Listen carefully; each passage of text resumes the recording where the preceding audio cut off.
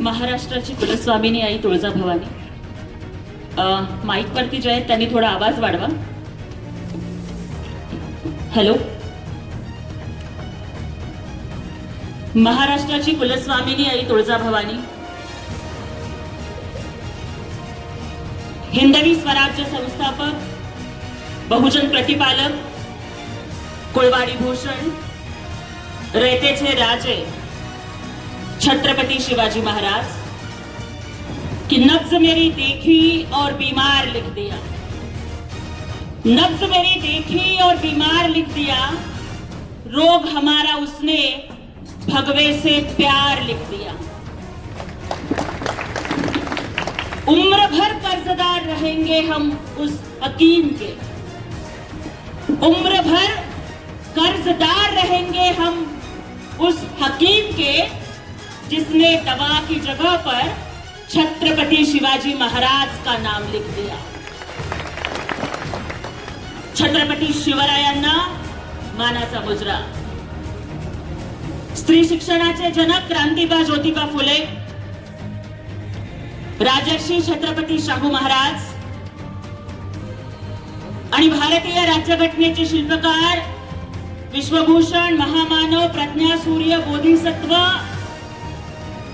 ज्यांचा कालच आपण महापरिनिर्वाण दिनी त्यांना अभिवादन केलं, ते परमपूज्य डॉक्टर बाबासाहेब आंबेडकर की रुतबा मेरे सर को तेरे संविधान से मिला है, रुतबा मेरे सर को तेरे संविधान से मिला है, अधिकार भी मुझे तेरे संविधान से मिला है। औरों को जो मिला है, औरों को जो मिला है वो शायद मुकद्दर से मिला है, लेकिन मुझको तो ये मुकद्दर भी बाबा साहब के संविधान से मिला है। ना जिंदगी की खुशी ना मौत का गम, ना जिंदगी की खुशी ना मौत का गम, जब तक है दम जय भीम कहेंगे हम। डॉक्टर बाबासाहेब आंबेडकरांना विनम्र अभिवादन करते. हिंदुहृदय सम्राट वंदनीय बाळासाहेब ठाकरे, धर्मवीर आनंद दिघे साहेब यांच्या विचारांपुढे नतमस्तक होते. महाराष्ट्र राज्याचे लाडके भाऊ, संवेदनशील उपमुख्यमंत्री माननीय नामदार एकनाथरावजी शिंदे साहेब यांच्या नेतृत्वाखाली आज फलटण नगर परिषदेच्या साठी संपन्न होणाऱ्या या जाहीर सभेला उपस्थित असणाऱ्या आदरणीय श्रीमंत सुभद्रा राजे नाईक निंबाळकर, सन्माननीय माजी आमदार दीपकजी चव्हाण साहेब, माननीय श्रीमंत संजीव राजे नाईक निंबाळकर, आपल्या नगराध्यक्ष पदाचे उमेदवार ॲडव्होकेट अनिकेत राजा नाईक निंबाळकर, शिवसेनेचे जिल्हा प्रमुख चंद्रकांतजी दादा जाधव, महिला जिल्हा प्रमुख आदरणीय शारदाताई जाधव, जिल्हा समन्वयक विराज भैया खराडे, तालुका संघटक विजयजी मासने आणि महिला तालुका प्रमुख गायकवाडताई, मंचावर उपस्थित असणारे सर्व मान्यवर, समोर उपस्थित असणारे सर्व पत्रकार बांधव, सगळ्या लाडक्या बहिणींनो, भावांनो आणि चोरून लपून ऐकून रेकॉर्डिंग करणाऱ्या विरोधकांच्या बगलबच्चांनो,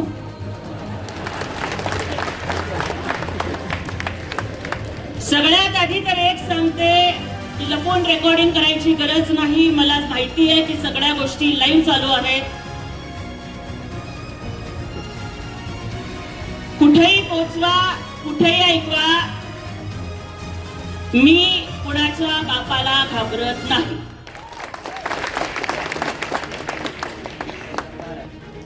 कारण मी कधीच खोटं बोलत नाही, मी कधीच चुकीची बाजू उचलून धरत नाही आणि मी कुणालाच घाबरत नाही. कारण दुश्मन भी मुझसे डरे, जो टकराए वो मरे, अरे चीरती हूँ दुश्मन का सीना, मैं वो गोली हूँ, भीमराज की बेटी, मैं जय भीम वाली हूँ.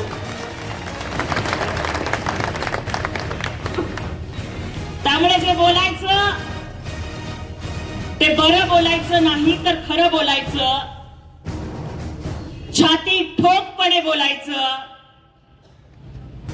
कुठल्याही गोष्टीला न घाबरता बोलायचं, हा माझा स्वभाव आहे.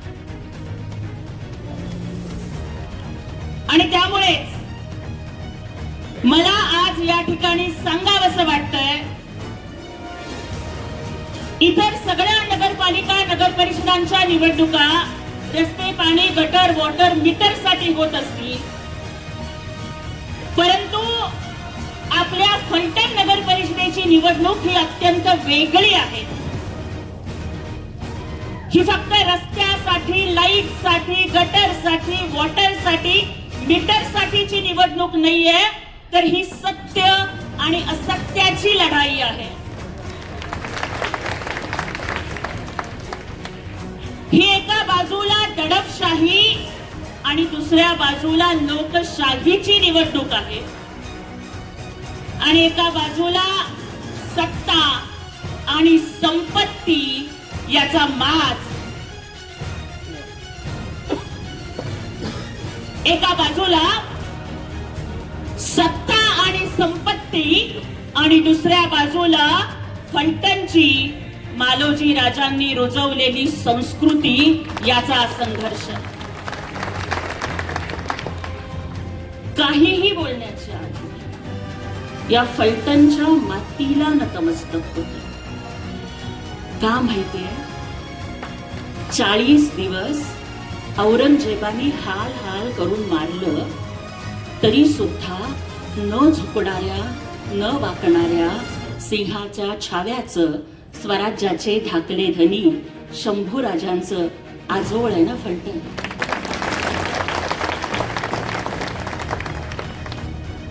ही फलटणची माती कपाळावरती लावते, कारण जसं प्रत्येक संकटाला भेटणाऱ्या ज्ञानसूर्य डॉक्टर बाबासाहेब आंबेडकरांच्या डोळ्यात पाणी यायचं, ते फक्त माझी माता रमाईसाठी यायचं. त्याचप्रमाणे अफजल खानाचा कोथळा काढणाऱ्या, शाहिस्ते खानाची बोट छाटणाऱ्या, औरंगजेबाच्या दरबारामध्ये सिंहासारखी डरकाळी फोडणाऱ्या, 350 वर्षाची गुलामी संपवून या महाराष्ट्रामध्ये स्वराज्य निर्माण करणाऱ्या माझ्या छत्रपती शिवाजी महाराजांच्या डोळ्यामध्ये, त्यांच्या डोळ्यात जर पाणी येत असेल आणि काळजात जर कधी कळ आली असेल तर ती महाराणी सईबाईंच्यासाठी. ती महाराणी सईबाईंचं माहेर आहे ना आपलं फलटण. आणि म्हणूनच महाराणी सईबाईंच्या माहेरात जन्माला आलेली प्रत्येक लेक आणि लग्न होऊन आलेली प्रत्येक सून सुरक्षित राहिली पाहिजे, हा विडा घेऊन अनिकेत राजे हे आज या नगर परिषदेच्या लढाईला उतरलेले आहेत. कदाचित समोरच्यांच्याकडे पैसे खूप असतील, कदाचित अनेक यंत्रणा त्यांच्याकडे खूप असतील, दहशत असेल, गुंडागर्दी असेल, खूप काही असेल, पण मला त्यांना ठणकावून सांगायचंय की महाभारताच्या युद्धामध्ये कौरव 100 होते. कौरवांचं सैन्य पांडवांपेक्षा मोठं होतं. कौरवांची संपत्ती पांडवांपेक्षा जास्त होती. कौरवांकडे रथ, हत्ती, घोडे, तलवारी, धनुष्यबाण सगळं काही पांडवांच्या पेक्षा जास्त होतं. कौरव 100 होते, पांडव फक्त 5 होते. पण 100तला एक जण सुद्धा वाचला नाही आणि 5तला एक जण सुद्धा मेला नाही, कारण त्या 5च्या पाठीमाग भगवान श्रीकृष्ण उभे होते.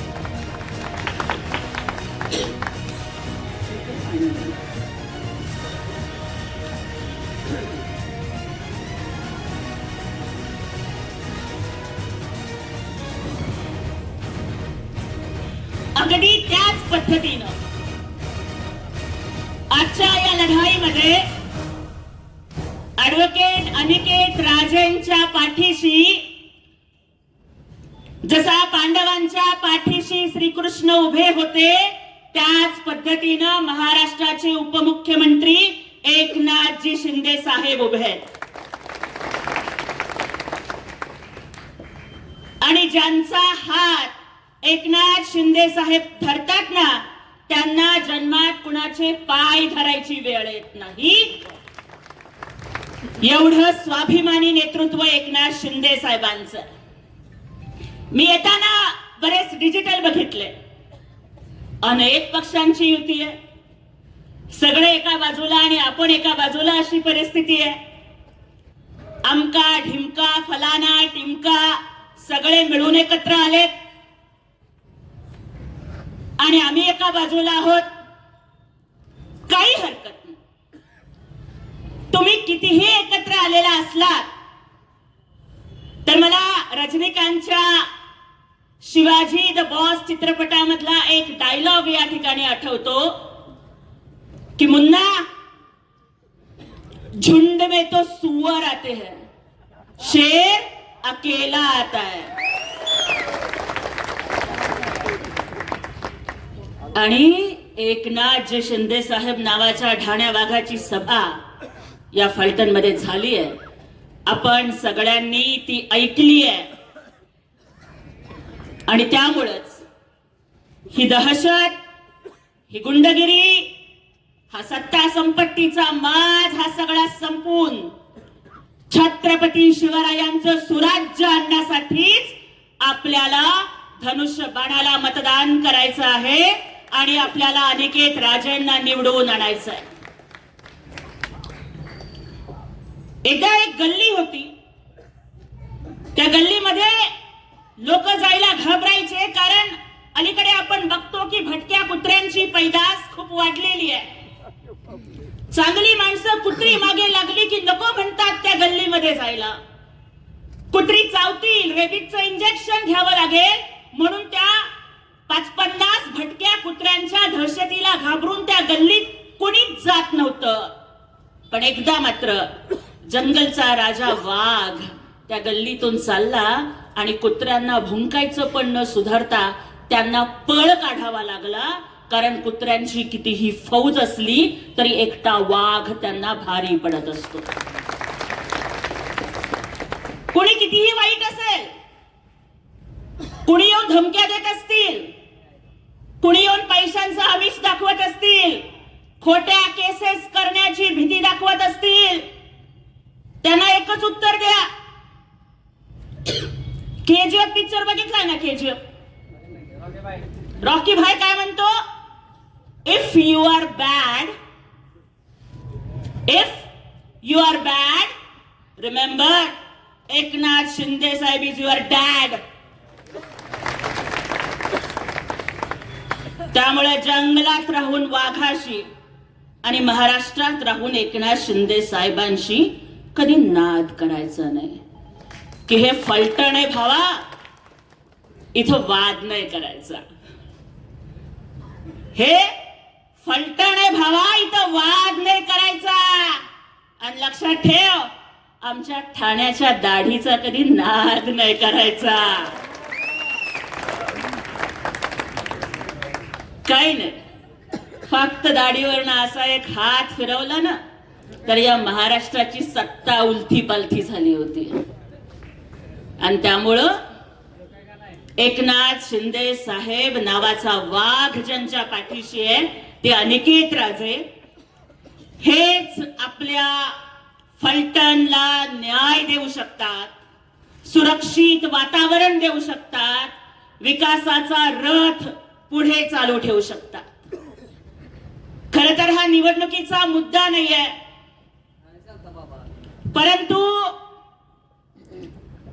काही दिवसांच्या पूर्वी आपल्या फलटण मध्ये जे एका डॉक्टर ताईची आत्महत्या झाली, आपल्याला सगळ्यांना त्या गोष्टी माहिती आहेत.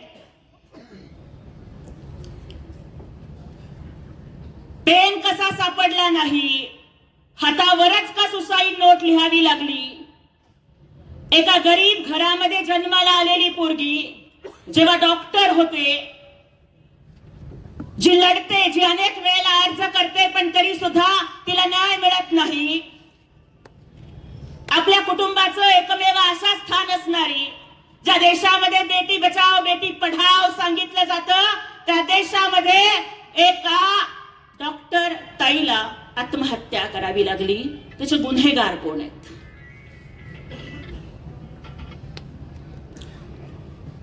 कुठल्याच तपासणीला सामोरं न जाता क्लीन चिट का दिली जाते? आज सुद्धा या महाराष्ट्रात, जो महाराष्ट्र शिवछत्रपतींचा महाराष्ट्र आहे, ज्या महाराष्ट्रात एका सर्वसामान्य स्त्रीच्या अब्रूवरती हात घातला म्हणून छत्रपती शिवाजी महाराजांनी रांझ्याच्या पाटलाचे हातपाय तोडले होते, चौरंगा केला होता, त्या शिवरायांच्या महाराष्ट्रात आज सुद्धा एका डॉक्टर ताईला आत्महत्या करावी लागते आणि मेल्यानंतर सुद्धा तिला न्याय न देता परत पुन्हा तिच्या चारित्र्याचा अपमान केला जातो. मेल्यानंतर सुद्धा तिला पुन्हा पुन्हा मारलं जातं. ही दहशत तुम्ही संपवणार आहात का नाही, हा प्रश्न विचारायला खास सोलापूरवरून इथं आली आहे. मी बोलले नाही, पण माझे पत्रकार बांधव इथे आहेत. अत्यंत जबाबदारीनं एक गौप्यस्फोट करू इच्छिते. ज्या वेळेला हे प्रकरण घडलं आणि अनेक आरोप प्रत्यारोप पत्रकार परिषदा होत होत्या, अनेक महिला नेत्या बोलत होत्या, त्यावेळेस इथल्या काही लोकांनी हस्ते परहस्ते माझ्यापर्यंत निरोप पोहोचवले होते. मला आणि दुर्दैव वाटतं त्यातली निरोप पोहोचवणारी काही माणसं आमच्याच पक्षाची होती आणि ते मला विचारलं की ताई तुम्ही बोलाल का बाजूनं, काय हवं ते पोचतं करून. आणि खरं सांगतेय, डॉक्टर बाबासाहेब आंबेडकरांच्या संविधानाची शपथ घेऊन सांगतेय. मला सांगितलं गेलं की काय हवं ते देऊ, पण येऊन घेणार का पत्रकार परिषद, बोलाल का आमच्या बाजूनं? अरे पण राशन दिलं की भाषण करायला माझ्या बुद्धीत अंधार पडलेला नाहीये. माझं नाव ज्योती आहे.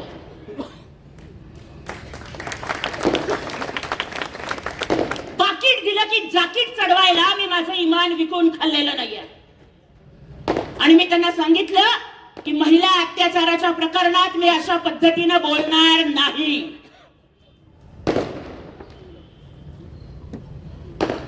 गरीब घरात जन्माला आलेली पोरगी आहे. माझे आई बाप अशिक्षित आहेत, झोपडपट्टीतली पोरगी आहे, 10x10च्या पत्र्याच्या घरात राहतेय. माझा बाप नगरसेवक होऊन 5 वर्ष झाले तरी डोक्यावरचे पत्रे बदलण्याची ऐपत नाही झाली आमची. पोटात अन्नाचा कण नव्हता, घरात लाईट नव्हती, महापालिकेच्या लाईटच्या खाली बसून पुणे बोर्डात मागासवर्गात बोर्डात पहिली आलेली पोरगी आहे. मातृभाषा तेलुगू आहे, शिक्षण मराठीत झालंय, इंग्लिश लिटरेचर मध्ये PhD केली आहे, सेट झालंय, नेट झालंय. माझं इमान विकत घेणारा माईका लाल जन्माला आला नाही.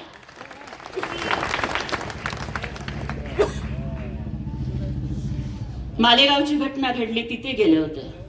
त्या आईचं सांत्वन कुठल्या शब्दात करावं कळत नव्हतं. राजकीय भाषण नाही करायचं, ते खड्ड्यात गेलं राजकारण. कुठल्याही राजकीय पक्षाची पदाधिकारी असण्याच्या आधी मी एक बाई आहे आणि मी एक आई आहे.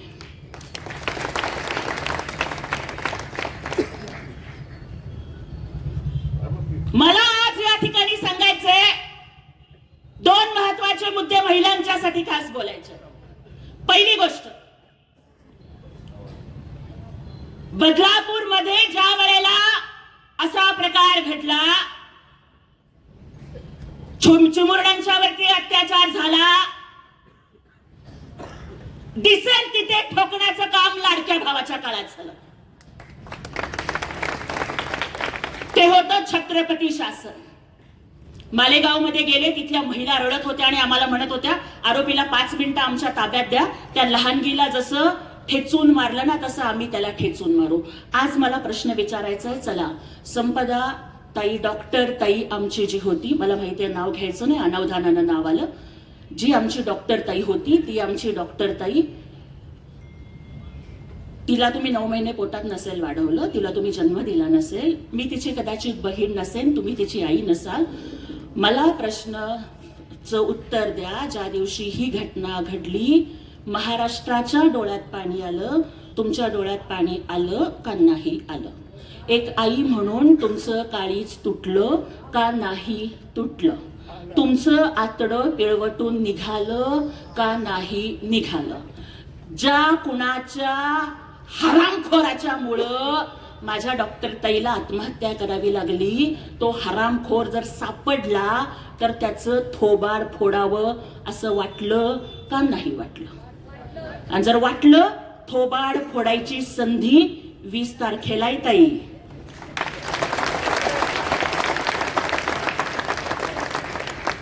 वीस तारखेला फोडायचंय थोबाड. कसं फोडायचं? डॉक्टर बाबासाहेब आंबेडकर सांगतात ना की रक्ताचा एक थेंब सुद्धा न सांडता क्रांती करण्याचं साधन मी तुम्हाला मतदानाच्या माध्यमातून दिलंय.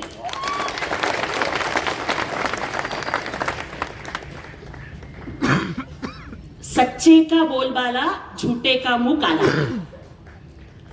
मग डॉक्टर ताईच्या प्रकरणात ज्या पीएचं नाव आलं, डॉक्टर ताईच्या प्रकरणामध्ये ज्या माणसाची चौकशी चालू आहे, त्या पीएला आजच्या नगर परिषदेमध्ये ज्यांनी उमेदवारी दिलेली आहे, उनका मुंह काला करेंगे या नाही करेंगे हे विचारायला आले. आणि आणखीन राजकारणाच्या पलीकडे जाऊन ताई तुम्हाला एक सांगते. मला एक प्रतिक्रिया, मी जेव्हा फिरत होते, सगळं महाराष्ट्र फिरते, तेव्हा मला प्रतिक्रिया विचारली डॉक्टर ताईच्या प्रकरणाच्या बाबतीत. तेव्हा मी त्यांना समजावून, पत्रकारांना मी एकच बोलले, दादा हे पोहोचवा महाराष्ट्राच्या प्रत्येक ताईपर्यंत, प्रत्येक बाईपर्यंत पोहोचवा. मी त्यांना म्हणलं की घडलेली घटना वाईट आहे, लोक येतात, पत्रकार परिषदा करतात, राजकारणाच्या पोळ्या भाजून घेतात, पण मला आज महाराष्ट्राच्या प्रत्येक महिलेला सांगायचंय, जर कुठला हरामखोर तुमच्यावर अत्याचार करत असेल, जर कुठला नराधम तुम्हाला त्रास देत असेल, फासाचा दोर जवळ नको करू, कुठली विहीर जवळ करू नको, रेल्वेचा ट्रॅक जवळ करू नको. शक्य झालं तर मासाहेब जिजाऊंच्या हातातली तलवार घे,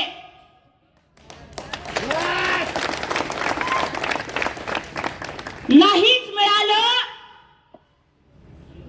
कुऱ्हाड घे, कोयता घे, विळी घे, बेलन घे, आणि ते सुद्धा नाही मिळालं पायातलं पायतान घे आणि त्याचं तोंड फोडून काढ, पण तू जीव देऊ नको,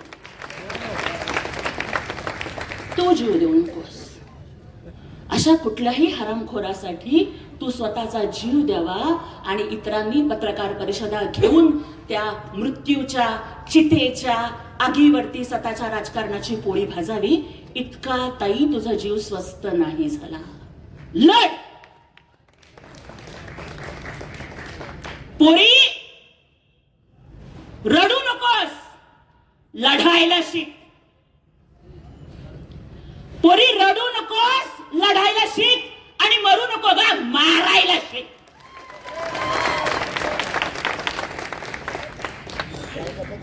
म्हणजे असं झालं पाहिजे कि मैंने तुझे छेड़ा अबला समझकर, मैंने तुझे छेड़ा अबला समझकर और तूने मुझे पीटा तबला समझकर, असा अनुभव यायला पाहिजे. जिजाऊंनी तेच सांगितलं, सावित्रीमाईंनी तेच सांगितलं, अहिल्यादेवींनी तेच सांगितलं, रमाईंनी तेच शिकवलं. आणि त्यामुळे जो संताप आहे, तो राग आहे, जो आक्रोश आहे, तो संवैधानिक पद्धतीनं मतपेटीतून बाहेर पडू द्यात. आम्ही बाबासाहेबांची लेकरं, आम्ही कायद्याचा सन्मान करतो, आम्ही कायदा मोडत नाही, आम्ही कायद्याच्याच मार्गाने क्रांती करून दाखवणार. क्योंकि मेरे भीम ने जब आंखें खोली तो हर कोई इंसान बन गया, मेरे भीम ने जब कलम खोली तो इस देश का संविधान बन गया, और उसी संविधान की वजह से चाय वाला पंतप्रधान और रिक्शा वाला मुख्यमंत्री बन गया. ते संविधान हातात घेऊन लढणार आणि त्या संविधानाने दिलेला अधिकार मतदानाचा घेऊन लढणार. काही दिवसापूर्वी म्हणे त्या लोकांनी रावणाचा चेहरा तयार केलता म्हणे, बरोबर आहे का? माझ्या त्या रावणाच्या 10 चेहऱ्याला जे 10 चेहरे लावले होते, आता ती सगळी लोक त्यांच्याकडेच गेलेली आहेत. मग आता खरा रावण कोण हे त्यांनाच कळालं. बरोबर आहे, राम इकडे आहे आणि रावण तिकडे आहे. पण खरं मला तर आज रामराजे इथे नाही आहेत, पण आणि ते खूप ज्येष्ठ नेते आहेत. मी या परिवाराचा खूप आदर करते, कारण आता खरं तर स्वर्गीय मालोजी राजांच्या बद्दल जरी बोलायचं म्हटलं तरी वेळ पुरणार नाही, तेवढा वेळ आपल्याकडे नाहीये. कमी ओव्हरमध्ये जास्त रन करायचे आहेत मला. पण मालोजी राजांच्या बद्दल कृतज्ञता व्यक्त करते की या छत्रपती घराण्यानं कधी जातपात नाही पाळली. त्यांनी कायम सर्व धर्म समभाव पाळला. म्हणजे देश स्वतंत्र झाल्यानंतर 65 लाखाचा खजिना घेऊन आपलं संस्थान स्वतंत्र भारतामध्ये विलीन करण्याचा मोठेपणा दाखवणारं हे घराणं आहे. कोयना धरण असेल, प्रतापगडावरती छत्रपती शिवाजी महाराजांचा पुतळा असेल, त्या पुतळ्याच्या अनावरणाला देशाचे पंतप्रधान नेहरूंना बोलावणं असेल आणि तिथे बोलावून संयुक्त महाराष्ट्रासाठी नेहरूंचं मतपरिवर्तन करणं असेल, या सगळ्या गोष्टी या घराण्यानं केल्या. प्रचंड आदर ठेवते. पण मला एकच वाटतं की बघा, आदरणीय आपले नेते रामराजे नाईक निंबाळकर यांचं नाव राम राजे आहे. आणि मला सांगा, जेव्हा प्रभू राम राजे झाले होते तेव्हा त्यांच्या हातात काय होतं? बरोबर आहे ना? धनुष्यबाण रामाचा आणि राम धनुष्यबाणाचा. हे तर समीकरण आधीपासून होतं, तुम्ही थोडा उशीर केला.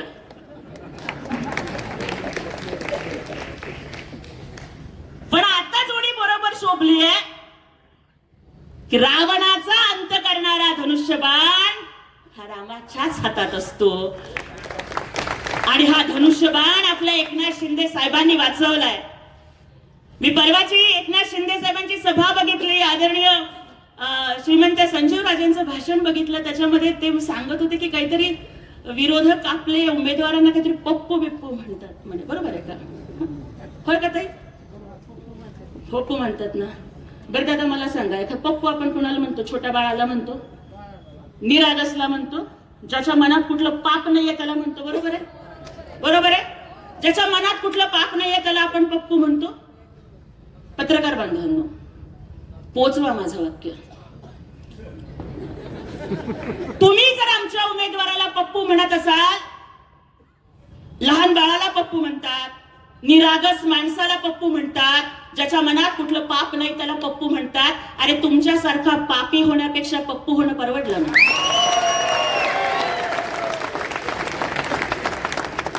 त्याच्या पुढचं सांगते, इथं थांबत नाही, त्याच्या पुढचं सांगते. तुम्ही पप्पू म्हणताय, हो विरोधक पप्पू म्हणतात, पण 20 तारखेला फलटणची जनता दाखवून देतील की ऍडव्होकेट अनिकेत राजे पप्पू आहेत का तुमचे पप्पा आहेत ते.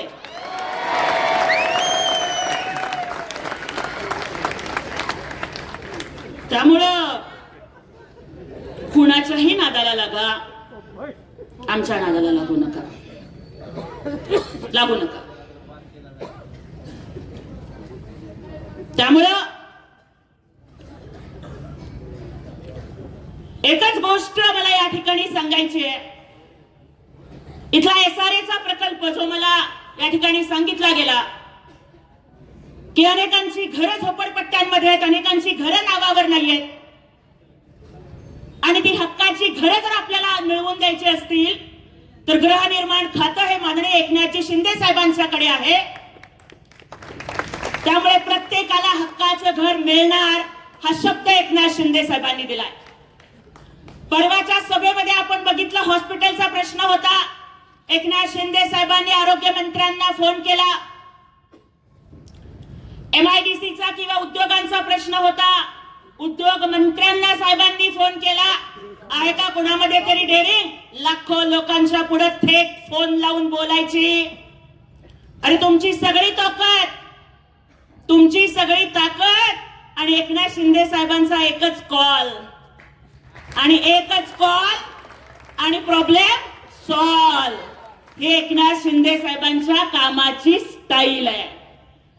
त्यामुळे जे जे शब्द आदरणीय साहेबांनी इथे दिलेले आहेत मग एसआरएचा असेल, घरांचा असेल, रस्त्याचा असेल, पाण्याचा असेल, रोजगाराचा असेल, हॉस्पिटलचा असेल, ते सगळे शब्द साहेब पूर्ण करणार. कारण एकनाथ शिंदे साहेब नेहमी म्हणतात कि एक बार जो मैंने कमिटमेंट कर दी तो मैं अपने आप की भी नहीं सुनता. आज आम्हाला अभिमान वाटतो की आम्ही आदरणीय एकनाथजी शिंदे साहेबांसारख्या नेत्यासाठी काम करतोय, की जे महाराष्ट्राचे मुख्यमंत्री झाले. याच्या आधी कोणी 2दा मुख्यमंत्री झालं, कोणी 3दा मुख्यमंत्री झालं, कोणी 4दा मुख्यमंत्री झाले. त्यांनी फक्त स्वतःच्या सख्या बहिणीला किंवा चुलत बहिणीला लाडकी बहीण म्हणलं असेल. ताई बायका आहात आपण. नवऱ्यानं 10,000 हातात ठेवले तरी भावानं दिलेली 100 रुपयाची ओवाळणी गोड लागते आपल्याला. कारण सासरच्या माडीपेक्षा माहेरची साडी आम्हाला गोड लागते. पण आजकाल परिस्थिती अशी आली दादा, वाईट वाटून घेऊ नका, पण राखी बांधल्यावर सख्खा भाऊ सुद्धा 100च्या ऐवजी 500ची नोट टाकताना लाडकी बायको बघत नाही ना हे बघतो.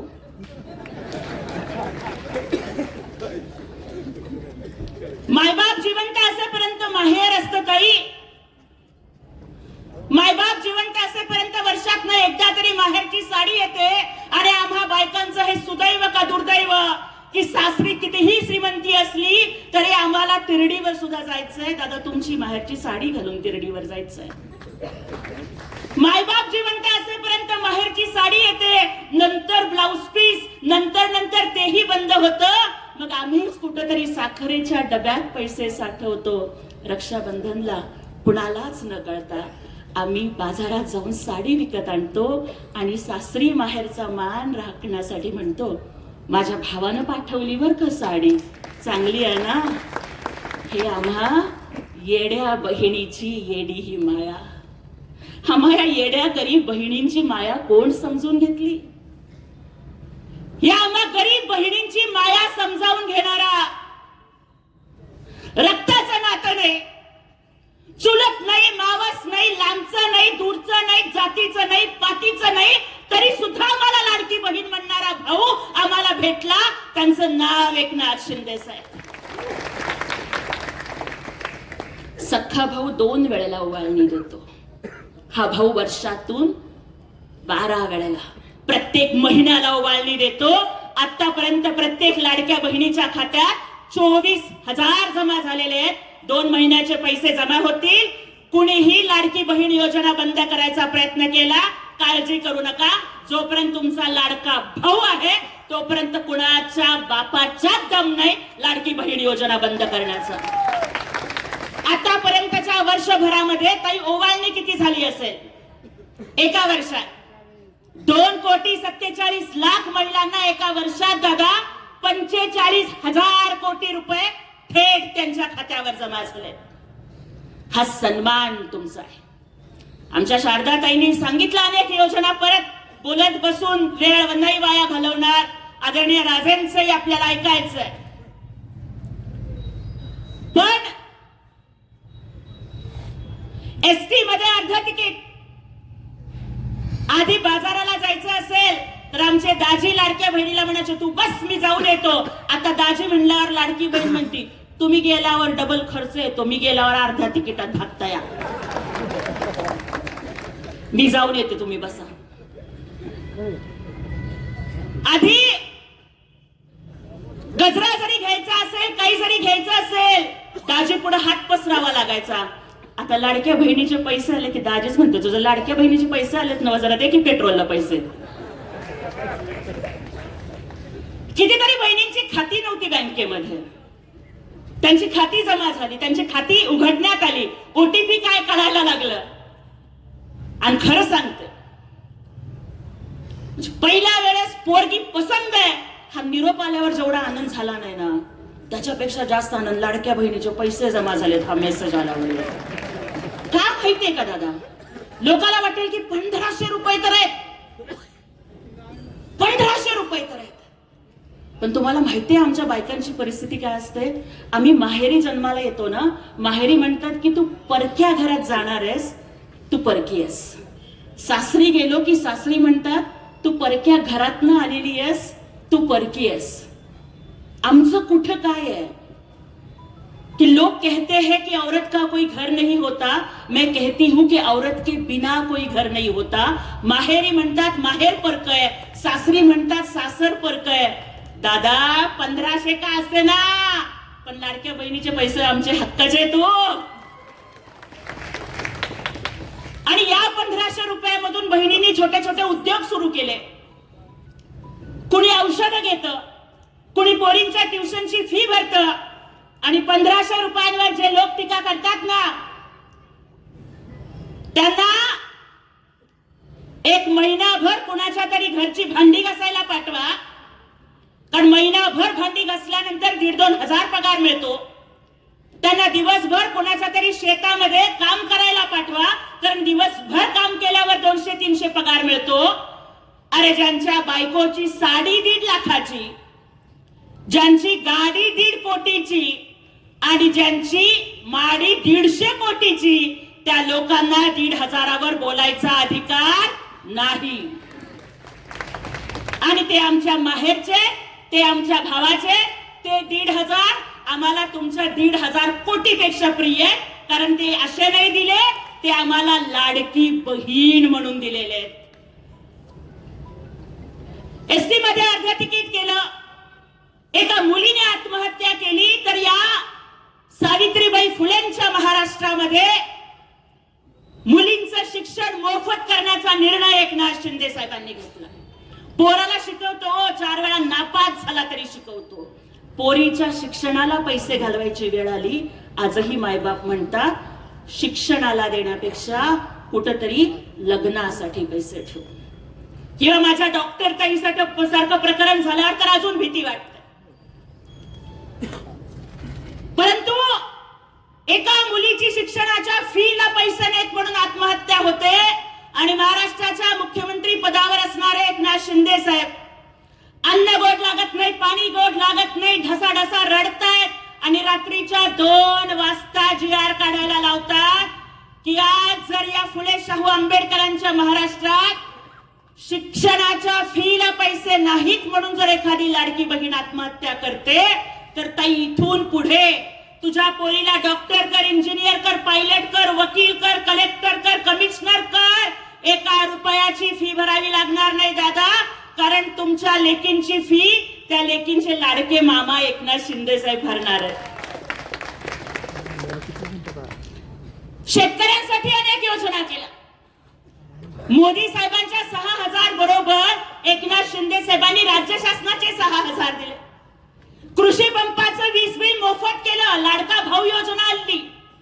10वी असेल 8,000, डिप्लोमा असेल 10,000, डिग्री असेल 12,000 पगार. 6 महिने सरकार पगार देणार आणि नोकरीची गॅरंटी देणारं पहिलं सरकार ठरलं एकनाथ शिंदे साहेबांच्या नेतृत्वाखालचं सरकार. मागासवर्गीयांच्यासाठी अनेक योजना आणल्या. परवा तर डॉक्टर बाबासाहेब आंबेडकरांच्या पीपल्स एज्युकेशन सोसायटीला 500 कोटी रुपयांचा निधी दिला. बाबासाहेबांची कॉलेजेस वाचले पाहिजेत म्हणून. आणि त्याही पेक्षा महत्वाचं ताई, एक बाई म्हणून जे महत्वाचं वाटतं, जे शारदा ताईंनी सांगितलं, जे प्रत्येक भाषणात मी सांगते, ते पुन्हा इथे रिपीट करते, फलटणच्या भूमीवर रिपीट करते. सगळ्यात महत्वाचा कायदा माझ्या दृष्टीनं काय वाटतो, बायकांचं जगणं, बायकांच्या जगण्याची व्यथा आहे काय कि मांग मेरी लेकिन सिंदूर तुम्हारे नाम का, मांग मेरी लेकिन सिंदूर तुम्हारे नाम का, माथा मेरा लेकिन कुमकुम तुम्हारे नाम का, गला मेरा लेकिन मंगलसूत्र तुम्हारे नाम का, हाथ मेरे लेकिन कंगन तुम्हारे नाम के, पाँव मेरे लेकिन पायल तुम्हारे नाम की, पाँव की उंगलियां मेरी लेकिन बिछुए तुम्हारे नाम के, इतना ही क्या, कोख मेरी, खून मेरा, दूध मेरा, लेकिन फिर भी बच्चा बाप के नाम का. इतना तो बता दो कि इस पूरी जिंदगी में क्या है हमारे नाम का. दादा, ज्या आईनं तुम्हाला जवळ घेतलं असेल, ज्या आईनं तुम्हाला अमृतासारखं दूध पाजलं असेल, ज्या आईनं तुमचं दुखणं खुपणं काढलं असेल, त्या आईचं नाव तुम्हाला सरकारी कागदावर लावता येत नव्हतं. ताई, ह्या जगामधली सगळ्यात मोठी डिग्री PhD नाहीये, IS नाहीये, IPS नाहीये. ह्या जगामधली सगळ्यात मोठी डिग्री आई आहे. कारण ती डिग्री मिळवण्यासाठी जीव पणाला लावावा लागतो. ती डिग्री मिळवण्यासाठी 9 महिने 9 दिवस लेकराचं गोड ओझं सहन करावं लागतं. ती डिग्री मिळवण्यासाठी मरणाच्या पेक्षा सुद्धा भयानक अशा यातना सोसाव्या लागतात. पण त्या आईचं नाव कुठल्याच कागदावर लागत नव्हतं. आणि आम्हा यांना वाटायचं की ठीक आहे, आम्ही गेल्यानंतर कमीत कमी सही करताना किंवा सरकारी कागदावर फॉर्म भरताना तरी माझं पोरग किंवा पोरगी माझं नाव लिहिताना तरी माझी आठवण काढेल. तेवढंही आमच्या नशिबात नव्हतं. जिजाऊ होत्या म्हणून शिवाजी महाराज घडले. सावित्रीबाईंनी ज्योतिबांना साथ दिली. माता रमाई बाबासाहेबांच्या पाठीशी खंबीरपणे उभ्या राहिल्या. पण या महाराष्ट्रात मातृत्वाचा सन्मान होत नव्हता. संपूर्ण भारतात महाराष्ट्र हे एकमेव राज्य ठरलं ज्याने मातृत्वाचा सन्मान करण्यासाठी एकनाथ शिंदे साहेबांनी कायदा केला की प्रत्येक व्यक्तीला प्रत्येक सरकारी कागदावर बापाच्या नावाच्या आधी आईचं नाव लावावं लागणार आहे. हा कायदा केला. सुरुवात स्वतःपासून केली आणि लिहिलं, मुख्यमंत्र्यांच्या केबिनवर लिहिलं, एकनाथ गंगूबाई संभाजीराव शिंदे. हा सन्मान जिजाऊच्या मातृत्वाचा होता. हा सन्मान अहिल्यादेवींच्या मातृत्वाचा होता, सावित्रीच्या मातृत्वाचा होता, रमाईच्या मातृत्वाचा होता. मग आज अशी व्यक्ती जी 18-18, 20-20 तास काम करते, मुख्यमंत्री असताना मुख्यमंत्री वैद्यकीय सहायता निधीसाठी 450 कोटी रुपये वाटून जरी हजारो रुग्णांचे प्राण वाचवले असा दाखवा एखादा मुख्यमंत्री. सगळे मुख्यमंत्री आषाढी एकादशीला पांडुरंगाची पूजा करायला जातात, VIP पूजा करायला. पण दाखवा असा मुख्यमंत्री जो आषाढी एकादशीच्या आधी पंढरपुरात जाऊन वारकऱ्यांच्या साठी उभ्या केलेल्या शौचालयात पाणी येतंय का नाही, दवाखाने आहेत का नाही, रस्ते स्वच्छ आहेत का नाही, हे VIP पूजेच्या आधी जाऊन तपासणी करणारा मुख्यमंत्री दाखवा मला. पहाटेच्या 3 वाजता गेलं तरी काम करणारा मुख्यमंत्री दाखवा मला. मुख्यमंत्री सहायता निधीचा फॉर्म समोर आल्यावर सलाईंची सुई बाजूला काढून ठेवून मी सही करायला उशीर केला आणि मदत पोहोचायला उशीर झाला तर एखाद्याचा जीव जाईल म्हणून सलाईंची सुई बाजूला काढून ठेवून थरथरत्या हातानं मुख्यमंत्री वैद्यकीय सहायता निधीच्या फॉर्मवर सही करणारा मुख्यमंत्री दाखवा मला. समोर कार्यकर्त्यांनी जर निवेदन दिलं आणि टेबल नसला तर त्या कार्यकर्त्याच्याच पाठीचा टेबल करून त्याच्या पाठीवर कागद ठेवून सही करणारा मुख्यमंत्री दाखवा मला. मी मुख्यमंत्री असलो तरी कार्यकर्ता आहे. मी CM म्हणजे कॉमन मॅन आहे आणि आता DCM म्हणजे डेडिकेटेड टू कॉमन मॅन आहे असं म्हणत कुठलाही प्रोटोकॉल न ठेवता आलेल्या प्रत्येकाला भेटणारा उपमुख्यमंत्री तरी दाखवा मला. लक्षात ठेवा, फूल तो बहुत देखे हैं, कोई गुलाब नहीं देखा. फूल तो कई देखे हैं, कोई गुलाब नहीं देखा. आसमान में तारे सितारे बहुत देखे, दूसरा चांद नहीं देखा. इस राजनीति में हमने धनवान तो कई देखे, पहलवान भी कई देखे, बलवान भी कई देखे, लेकिन एकनाथ जी शिंदे साहब जैसा दयावान नहीं देखा. गोर गरिबांच्या साठी मनात दया बुद्धी असणारा, करुणा असणारा हा नेता आहे म्हणून आपल्याला त्यांच्या सोबत उभं राहायचंय. दादा, जातीच्या धर्माच्या नावावरून राजकारण करणारे अनेक सापडतील, पण एका बाजूला हिंदुत्वाचा अभिमान ठेवून दुसऱ्या बाजूला बुरख्यामधली 25 वर्षाची फरीन सादिक मकुबाई कोल्हापूरच्या सभेत 2 महिन्याचं लेकरू घेऊन येते आणि म्हणते कि शिंदे साहब ये मेरी बेटी है. गरीब थे, लगा था बेटी मर जाएगी, पैसे नहीं थे इलाज के लिए, आपने 3 लाख दिए, इस मुसलमान बहन की बच्ची बचाई. आपकी दुआ से बेटी बची, मैंने बेटी का नाम दुआ रखा है असं बुरख्यातली मुस्लिम बहीण म्हणते. हे भाग्य कुणाला लाभलं? त्या माणसाच्या सोबत दादा आपल्याला उभं राहायचंय.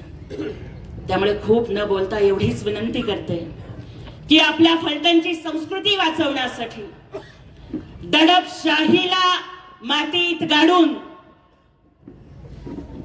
लोकशाही टिकवण्यासाठी येणाऱ्या 20 तारखेला धनुष्य बाणाच्या चिन्हासमोरचं आणि इतर चिन्ह आपली छत्री आणि हात आणि छत्री आणि हात ही जी नगरसेवक पदाची चिन्ह आहे, टीव्ही पण आहे, त्यालाही आपण आमच्या पूर्ण पॅनलला निवडून द्यावा आणि नगराध्यक्ष पदासाठी अनिकेत राजेंना आपण सोबत उभं राहावं. आणि आणखीन एक सांगते जाता जाता, मला माहिती आता मी जे काही सगळं बोलले, उद्यापासून कदाचित त्यांच्याकडे प्रचंड यंत्रणा आहे, IT सेल आहे, अमुक आहे, तमुक आहे, मला ट्रोलिंग चालू करतील, उद्या कदाचित काय काय काय काय खोटं नाटं फिरवतील. मी कुणाला भीक घालत नाही, सांगून ठेवते. जाता जाता एवढंच सांगते की ज्योति नाम का मतलब फ्लॉवर नहीं होता, फायर होता है, फायर. त्यामुळे तुमच्या ट्रोलिंगला, तुमच्या टीकेला, तुमच्या खोट्या नाट्या कुठल्याच गोष्टीला घाबरत नाही. जर गरीबाची लेक आहे म्हणून तुमचा IT सेल माझ्या मागे लावायचा असेल तर लावा, पण आज तुमच्याच गावात चौकात उभं राहून सांगते की तुम्ही कितीही कारस्थानं करा, हम झुकेगा नाही साला. आणि आज जर आपल्याला वाटत असेल की जसं मी ताठ मानेनं बोलते झुकेगा नाही, कारण मला माहितीये की माझ्या पाठीशी माझे लाडके भाऊ एकनाथ शिंदे साहेब उभे आहेत. आणि आज अनिकेत दादा फलटण मधल्या प्रत्येक लाडक्या बहिणीच्या पाठीशी तुम्ही उभं राहणार आहात की उद्या या फलटणची लाडकी बहीण जसं आधी पहाटे मॉर्निंग वॉकला बाहेर पडायची, रात्री 11 वाजता सुद्धा बाहेर पडायची, आज भीतीमुळे, दहशतीमुळे महिला बाहेर पडत नाहीयेत. अंधार पडला म्हणून लवकर घरी जातायत. ज्या दिवशी अनिकेत राजे नगराध्यक्ष होतील ना, त्या दिवशी गुलाल उधळायला याच चौकात जमू, नाहीतर मालोजी राजांच्या पुतळ्याजवळ जमू आणि सगळ्या लाडक्या बहिणी मिळून सांगू झुकेगा नाही साला. त्यामुळे तो इतिहास आपण घडवा ही विनंती आपल्याला करते. धनुष्य बाणाला साथ द्या, एकनाथ शिंदे साहेबांना साथ द्या आणि अनिकेत राजांना आणि आमच्या पूर्ण पॅनलला मतदान करून निवडून आणा ही विनंती करून इथेच थांबते. जय हिंद, जय महाराष्ट्र, जय शिवराय, जय भीम. धन्यवाद ताई, जोरदार